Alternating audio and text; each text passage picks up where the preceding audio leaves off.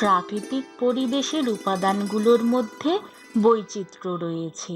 কোথাও রয়েছে উঁচু নিচু পাহাড়, কোথাও পর্বত, কোথাও সাগর মহাসাগর, নদ নদী, খাল বিল, হাওর বাওর ইত্যাদি প্রকৃতিকে করেছে বৈচিত্র্যপূর্ণ।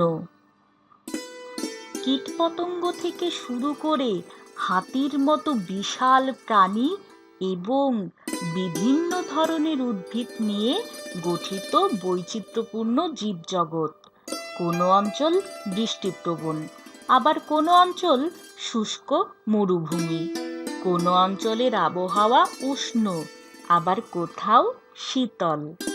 বাংলাদেশে গ্রীষ্মকালে গরম এবং শীতকালে ঠান্ডা অনুভূত হয়। এদেশে বর্ষাকালে প্রচুর বৃষ্টিপাত হয়।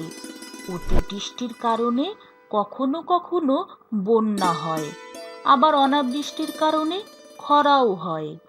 এভাবেই গড়ে উঠেছে বৈচিত্র্যপূর্ণ প্রাকৃতিক পরিবেশ। সামাজিক পরিবেশের বিভিন্ন উপাদানের মধ্যেও বৈচিত্র্য রয়েছে।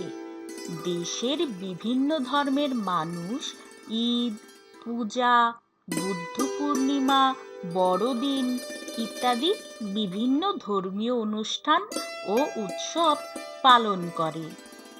মানুষের প্রয়োজনে গড়ে উঠেছে স্কুল, মাদ্রাসা, কলেজের মতো বিভিন্ন ধরনের শিক্ষা প্রতিষ্ঠান।